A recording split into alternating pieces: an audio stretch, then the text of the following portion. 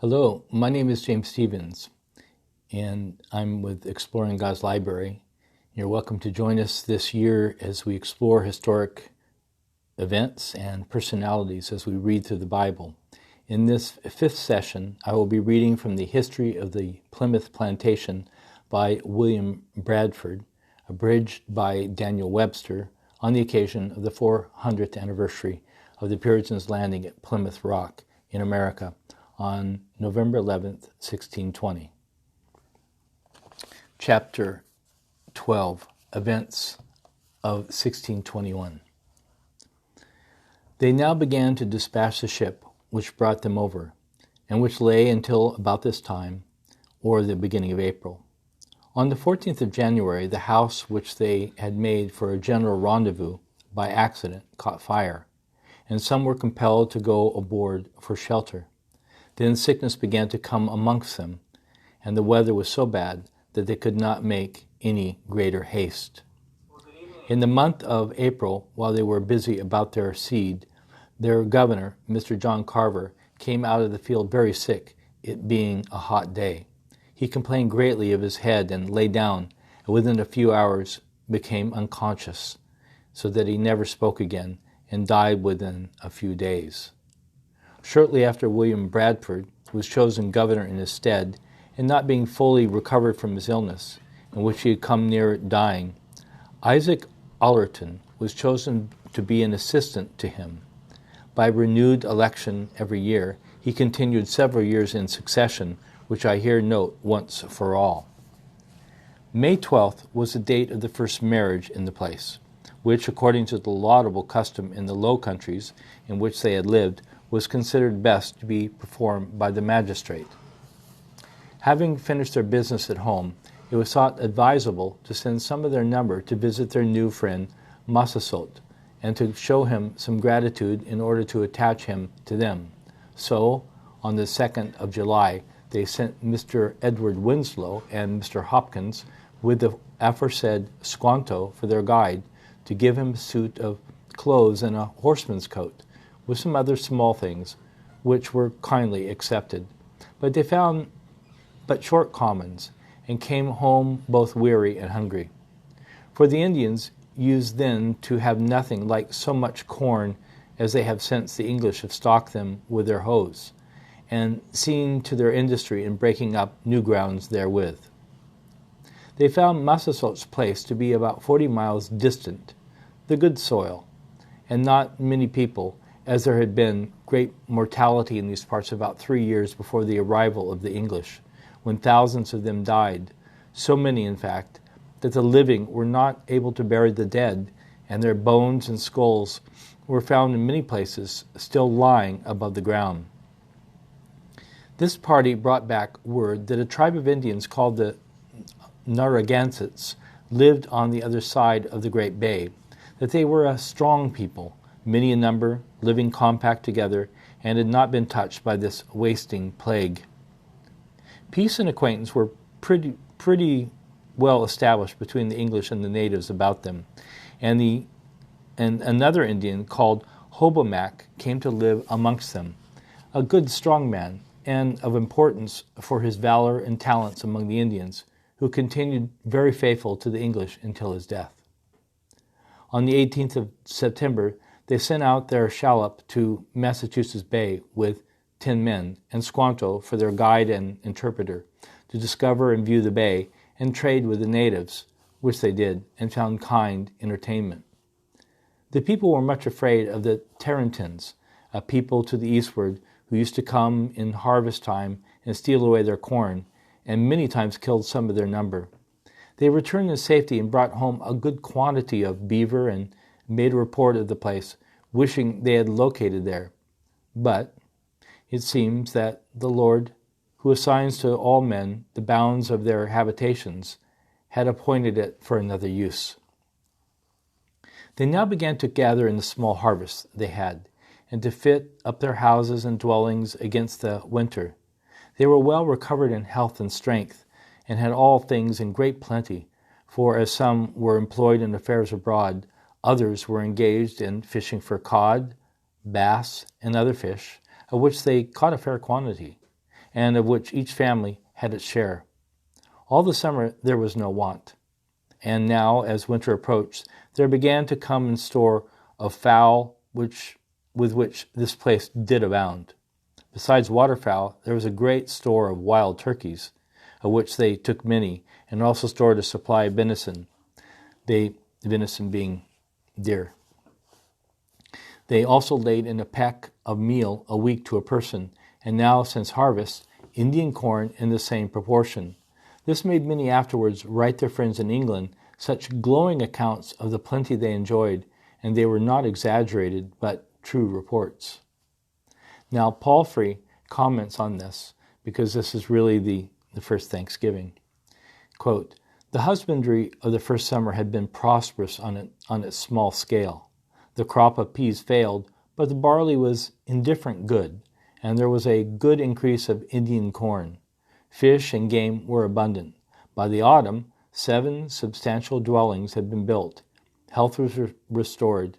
The governor sent out a party to hunt, so that they might, after a special manner, rejoice together as they had gathered the fruit of their labors. This was the first celebration of the national festival of New England, the autumn Thanksgiving." Palfrey. Chapter 13. The arrival of the Fortune and the Charity, trouble with the Indians, November 1621. About 12 months from the time of their own arrival, there came to them unexpectedly from England, in a small ship, a party of 35 persons, among whom was Mr. Cushman. As these people came out as settlers in this plantation, they were not a little rejoiced to find the colonists in such good condition, and their larders abundantly supplied with provisions, for most of them were robust young men, and many of them wild enough to little consider whether they went or what they came for, until they found themselves in the harbor of Cape Cod. When they were landed, they had not so much as a biscuit among them, or any other food. Neither had they any bedding, nor many clothes, or only some sorry things they had in their cabins, not even a pot or pan in which to cook food. The plantation was glad of this addition of strength, but wished that many of them had been in better condition, and that all were better supplied with provisions, but that could not be helped. By this ship, Mr. Weston sent from England a long letter to Mr. Carver, the late governor, now deceased, full of complaints and expostulations about former passages at Southampton, and keeping the ship so long in the country, and returning her without lading. This ship, called the Fortune, was speedily dispatched, laden with good clapboard, as full as she could stow, and 2 hogsheads of beaver and otter skins. The freight was estimated to be worth nearly £500. Mr. Cushman also returned with the ship to make a personal report to the merchant adventurers.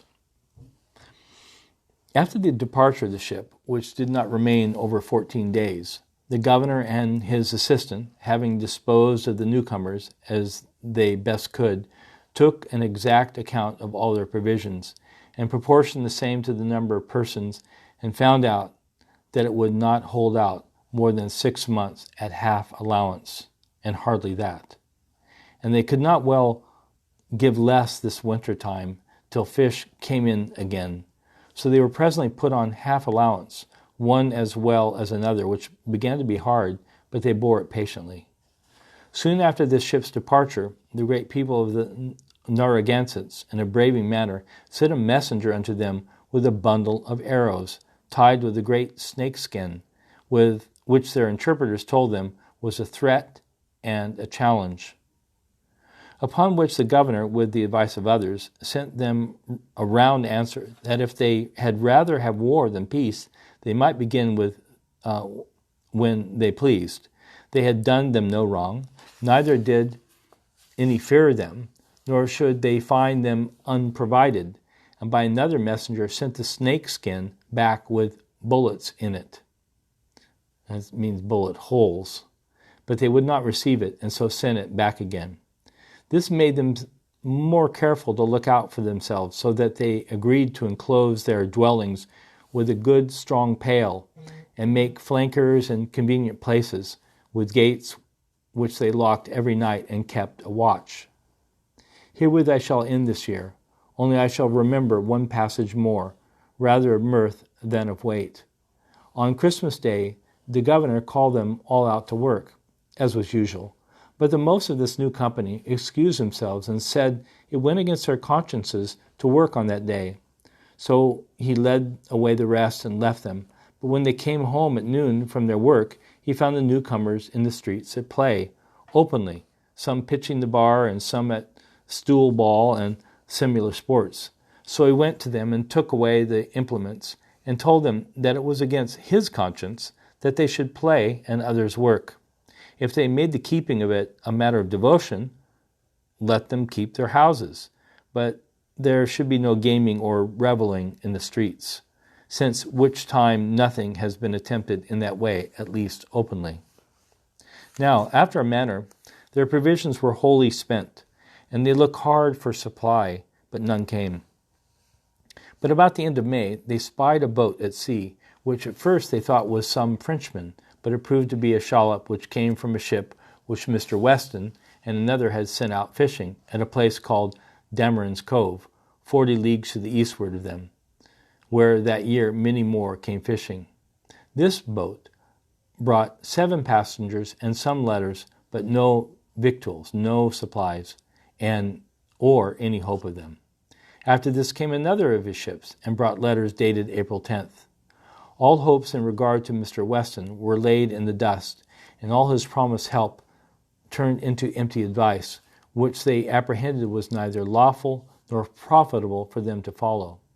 And they were not only thus left destitute of help in their extreme want, having neither victuals, food, nor anything else to trade with, but others were ready to glean what the country might have afforded for their relief. During the summer, they built a fort with good timber, both strong and comely, which was of good defense, made with a flat roof and battlements, on which their ordnance, their weapons, were mounted, and where they kept constant watch, especially in time of danger. It served them also for a meeting house, and was fitted up for that purpose. The welcome time of harvest now approached, but it did not amount to much in comparison with a full year's supply, partly because they were not well acquainted with the way of raising Indian corn, and because of their many other employments, but chiefly on account of their weakness. It may be thought strange that these people should fall into these extremities in so short a time after being comfortably provided with when the ship left them, and having the advantage of that portion of corn that was obtained by trade. It must needs be their great neglect, for they spent excessively whilst they had or could get it. No supply was heard of, neither knew they when they might expect any. So they began to think how they might obtain a better crop than they had done, that they might not still languish in misery. And so they assigned to every family a tract of land, according to the proportion of their number, only for present use, and ranged all boys and youth under some family. This had very good success, for it made all hands very industrious, and much more corn was planted than otherwise would have been by any means the governor and any one else could use. Besides, it saved a great deal of trouble and gave far better satisfaction. The women now went willingly into the field to set corn, and took their little ones with them, a thing which they would formerly have declared themselves unable to do. About the last of June, a ship arrived with Captain West, who had a commission to be Admiral of New England. He told the governor that they spoke with a ship at sea that was bound for this plantation with many passengers. About 14 days after the ship referred to came in, it was called the Anne, and Mr. William Pierce was master of it. They brought about 60 persons to join the community, some of whom were very useful and became good members to the body, and some of them were the wives and children of those who were already here. When these passengers saw their low and poor condition, they were much daunted and dismayed, and according to their various dispositions, were variously affected. Some wished themselves in England again, others fell to weeping, fancying their own misery in what they now saw in others. Others pitied the distress they saw their friends had long been in, and still were under, in a word, all were full of sadness. By the time harvest was come, instead of famine, God gave them plenty, and the face of things was changed to the rejoicing of the hearts of many. The effect of their careful planting was well seen, for all had very near enough to last the year, and some of the abler sort and more industrious had to spare, so that no general want or famine has been among them since. Now there's a history of Massachusetts by Barry, and I'm going to read a little segment that Barry wrote about the history. And I think it's very moving to me, and I think it will be to you as well. And a reminder of what sacrifice the Puritans who set out from England to come to the New World had encountered. Quote,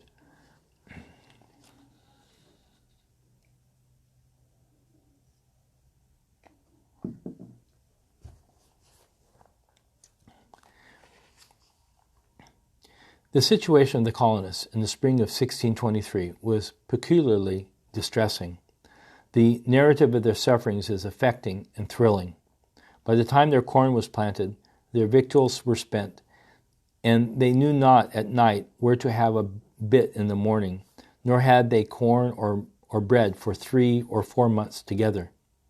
Elder Brewster lived upon shellfish. Tradition affirms that at one time there was but a pint of corn left in the settlement, which, being divided, gave to each person a proportion of 5 kernels.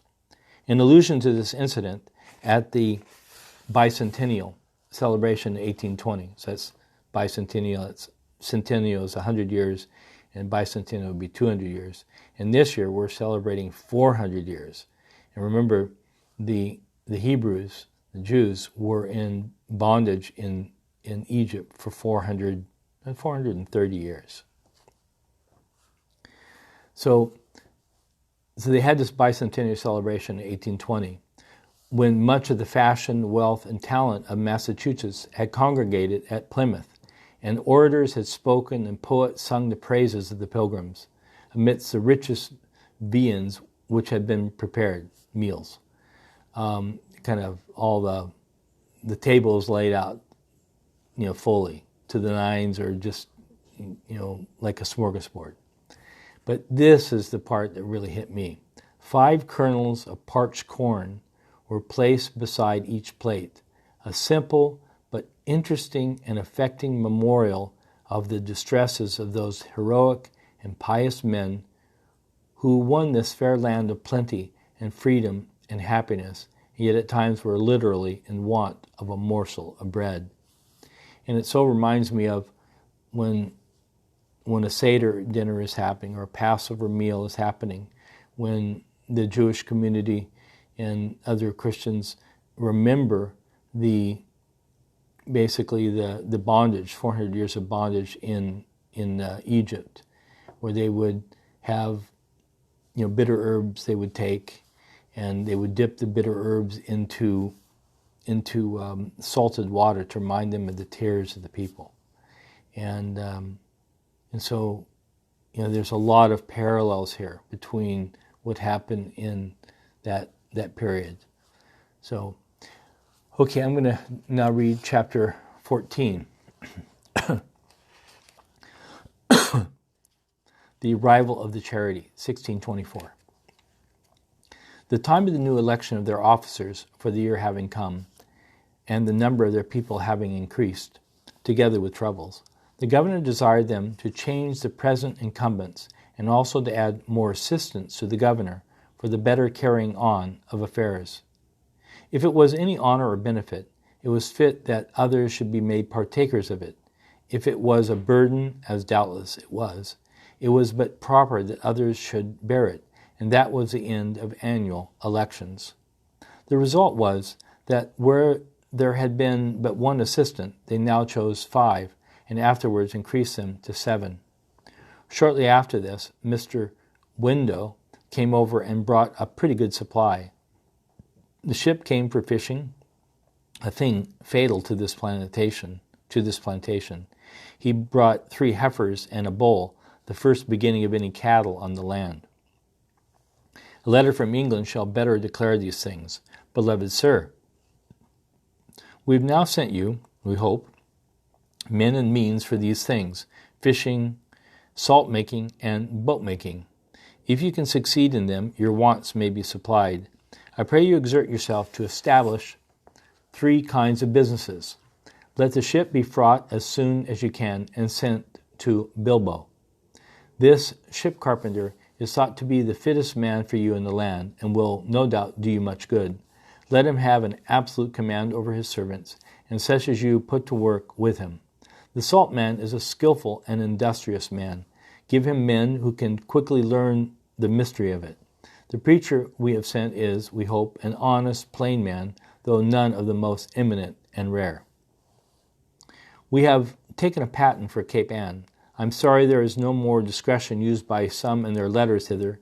Some say you are starved in body and soul, others that the stories of the goodness of the country are gross and palpable lies, that there is scarcely a fowl to be seen or a fish to be taken, and many like reports. I wish such discontented men were here again, for it is a misery when the whole state of the plantation is thus exposed to the passionate humours of some discontented men. And as for myself, I shall hinder in future some that would go. I'm sorry we have not sent you more things, but the truth is, we have been to such an expense to victual the ship, fitted out with food, provide salt and other fishing implements, that we could not provide other comfortable things as butter and sugar. I hope the return of the ship and the James will put us in cash again. The Lord make you full of courage in this troublesome business, which now must be stuck into till God give us rest from our labors. Farewell in all hearty affection. January 24th, 1623, R.C. Your assured friend, R.C. With regard to these objections, answers were then made unto them, and sent over at the return of the ship, which did so confound the objectors, that some confessed their fault, and others denied what they had said and ate their words, and some others have since come over again and here lived, to convince themselves sufficiently, both in their own and other men's judgment. That they might increase their tillage to better advantage, they made suit to the governor to have some portion of land given them permanently, and not by yearly lot. For by that means, that which the more industrious had brought into good culture, by much pains, 1 year left it to the next, and often another might enjoy it, so the cultivation of their lands was much slighted and to less profit. Their request was granted. To every person was given only 1 acre of land, as near the town as might be, and they had no more than the 7 years until the 7 years had expired. The reason was that they might be kept close together, both for more safety and defense, and the better improvement of the general employments. The ship, which had brought this supply, was speedily discharged, and with her master and company sent for fish to Cape Angie, of which place they had a patent. And so that's the end of our reading for tonight. Hope you enjoyed that. And to be continued. God bless.